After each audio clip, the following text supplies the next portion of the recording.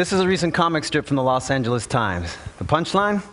On the other hand, I don't have to get up at 4 every single morning to milk my Labrador. This is a recent cover of New York Magazine, Best Hospitals, where doctors say they would go for cancer treatment, births, strokes, heart disease, hip replacements. 4 a.m. emergencies. And this is a song medley I put together. It's 4 in the morning, the end of December. Well, it's 4 in the morning by the sound of the birds. 4 in the morning, crapped out, yawning. Did you ever notice that 4 in the morning has become some sort of meme or shorthand? It means something like, you are awake at the worst possible hour.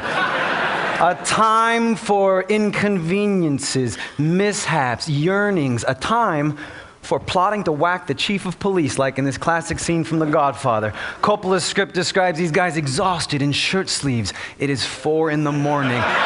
A time for even grimmer stuff than that, like autopsies and embalmings in Isabel Allende's The House of the Spirits. After the breathtaking green-haired Rosa is murdered, the doctors preserve her with unguents and mortician's paste. They worked until 4 o'clock in the morning. A time for even grimmer stuff than that, like in last April's New Yorker magazine. This short fiction piece by Martin Amis starts out, on September 11, 2001, he opened his eyes at 4 a.m. in Portland, Maine, and Muhammad Atta's last day began. For a time that I find to be the most placid and uneventful hour of the day, 4 in the morning sure gets an awful lot of bad press across a lot of different media from a lot of big names, and it made me suspicious. I figured surely some of the most creative, artistic minds in the world really aren't all defaulting back to this one easy trope like they invented it, right? Could it be there is something more going on here? Something deliberate, something secret. And who got the 4 in the morning bad rap ball rolling anyway? I say this guy, Alberto Giacometti, shown here with some of his sculptures on the Swiss 100 franc note. He did it with this famous piece from the New York Museum of Modern Art. Its title, The Palace at 4 in the morning. 1932. Not just the earliest cryptic reference to 4 in the morning I can find. I believe that this so-called first surrealist sculpture may provide an incredible key to virtually every artistic depiction of 4 in the morning to follow it. I call this the Giacometti Code, a TED exclusive. No. Feel free to follow along on your Blackberries or your iPhones if you got them. It works a little something like this. Is a recent Google search for 4 in the morning. Results vary, of course. This is pretty typical. The top 10 results yield you 4 hits for Farron Young's song, It's 4 in the Morning. 3 hits for Judi Dench's film, 4 in the Morning. 1 hit for Wisława Szymborska's poem, 4 in the morning. But what, you may ask, do a Polish poet, a British dame, a country music Hall of Famer all have in common besides this totally excellent Google ranking? Well, let's start with Farron Young, who was born, incidentally, in 1932. In 1996, he shot himself in the head on December 9th, which, incidentally, is Judi Dench's birthday. But he didn't die on Dench's birthday. He languished until the following afternoon when he finally succumbed to a supposedly self-inflicted gunshot wound at the age of 64, which, incidentally, is how old Alberto Giacometti was when he died. Where was Wisława Szymborska during all this? She has the world's most absolutely watertight alibi. On that very day, December 10th, 1996, while Mr. 4 in the morning, Farron Young, was giving up the ghost in Nashville, Tennessee, Ms. 4 in the morning, or one of them anyway, Wisława Szymborska, was in Stockholm, Sweden, accepting the Nobel Prize for Literature, 100 years to the day after the death of Alfred Nobel himself. Coincidence? No, it's creepy. Coincidence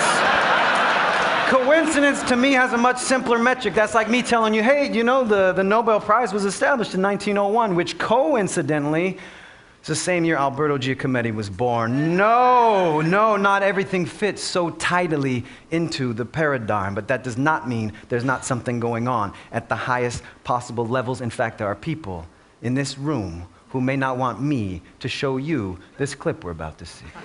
We have a tennis court, a swimming pool, a screening room. If I want pork chops even in the middle of the night, your guy will fry them up? Sure, that's what he's paid for. Now, if you need towels, laundry, maids... Wait. Let me see if I got this straight. It's Christmas Day, 4 a.m. There's a rumble in my stomach. Homer, please. Wait. Let me see if I got this straight. Matt.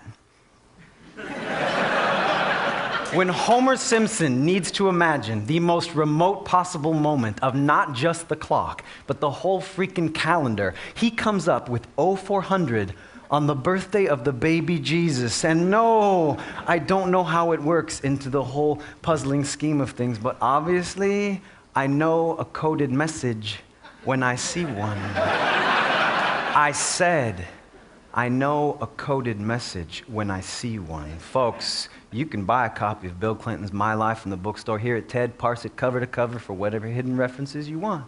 Or you can go to the Random House website where there is this excerpt. And how far down into it you figure we'll have to scroll to get to the golden ticket? Would you believe about a dozen paragraphs?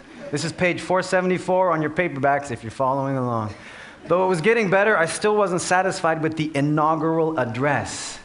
My speechwriters must have been tearing their hair out because as we worked between 1 and 4 in the morning on Inauguration Day, I was still changing it. Sure you were, sure.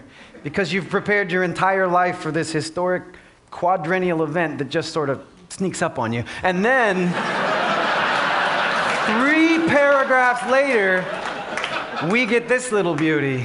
We went back to Blair House to look at the speech for the last time. It had gotten a lot better since 4 a.m. Well, how could it have?